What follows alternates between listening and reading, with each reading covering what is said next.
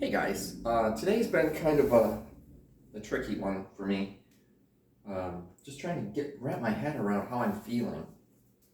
Uh, I've been feeling really craptacular, like moody, depressed, and I was trying to figure out why. Wulfie, what's that? What's that? And basically it boils down to. I like that better. Boils down to the concept that I left Wulfie with my ex-husband because Odin was there, and Odin was our Great Dane, and Wulfie and Odin loved each other. They were practically inseparable. My ex paid more attention to Odin than he did to Wulfie because I took care of Wulfie. He just needs like a massive amount of love. So you have to picture the perfect dog for me. I can just dump love into this little guy. It's like he's got his arms out. Like, Daddy, just dump. Keep going, Daddy. Yeah. So yeah, it's been interesting. You want up? But when I brought him home, he pretty much hasn't left my arms or my lap. When I go for my walks, I actually feel a little guilty for leaving him, even though all he does when I leave the apartment is climb up on the couch and sleep.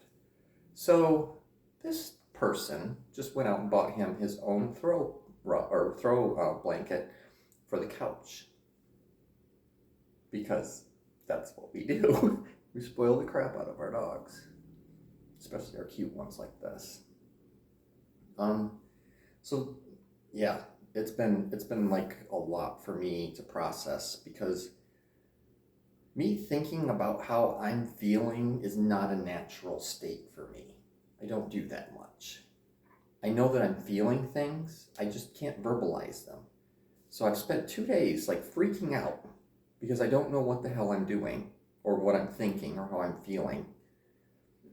Only to figure out in the end that I'm feeling guilt for having left him with my ex. But at the time it made sense, because he would have been here by himself for the 2 years that have gone by while I'm out in the world working and doing the things I needed to do.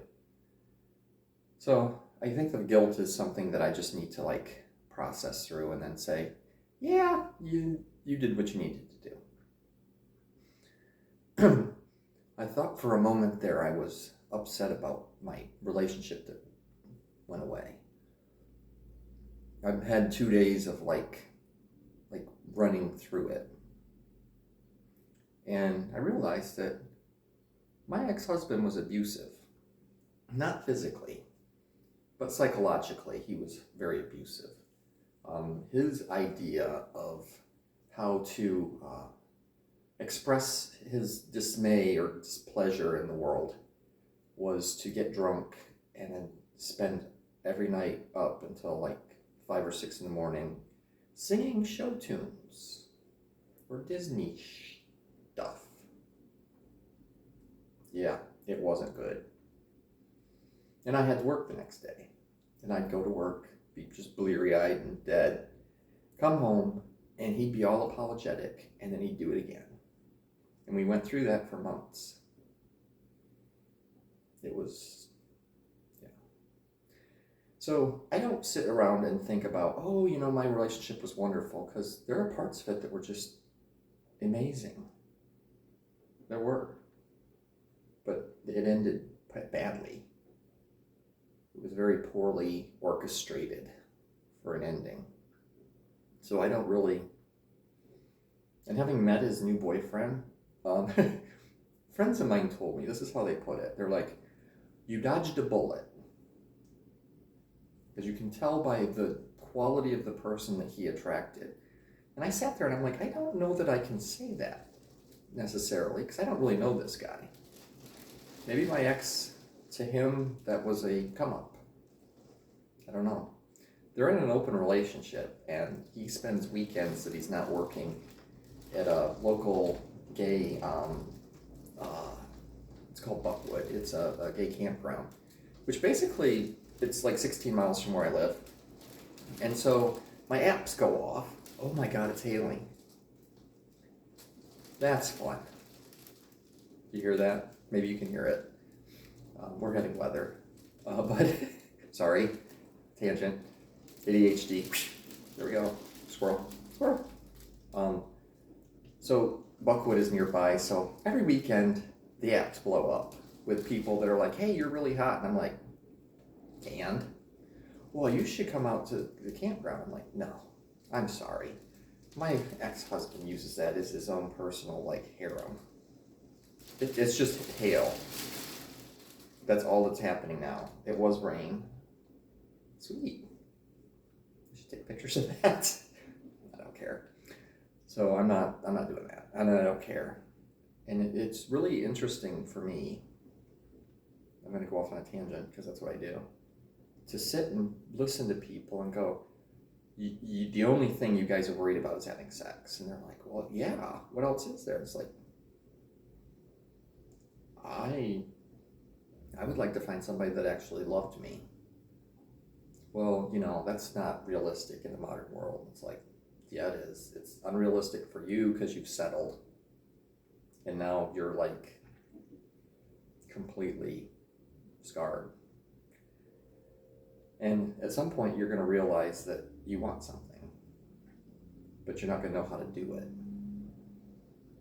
So here I am. Let's think. My first relationship was 11 and a half years. My second one was 4. And then this past one was 12 and a half. And I'm on my second year. We're on year 3 of what usually is a 3-year hiatus between relationships. So I'm like, oh, I'm on schedule. I have Wulfie back. There we go. I have Wulfie back. I have a couple months to lose 10 pounds. Okay, we're now getting to the point where I'm going to say 15. Fat ass. But that's not insurmountable. And yeah, I'm starting to feel better.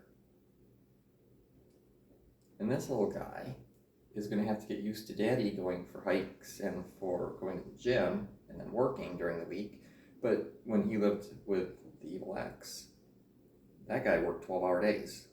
So he was gone usually about 13 hours a day. And this guy is going to be lucky if he has left alone for 9, 10. And he's going to nap most of it. I want this life. You get to nap all freaking day long. And then this large being comes back, opens the door, pets you until you like stop wagging, and then give you treats. And then makes hamburgers and dumps all the hamburger grease in with your food. He's gonna get fat. I made hamburgers today because I haven't been eating much, so I needed to get some calories. Those are good calories. And I'm making short ribs in the crock pot. They'll be ready tomorrow. I just thought that sounded like something nice to do. So anyway, this is what I've been up to. This is what I'm doing. I don't know. This is an adventure. I decided that I'm going to have to like sit down and actually contemplate my next move. How am I going to meet somebody? Because going out to the bars is cutting it. And it's not worth the effort.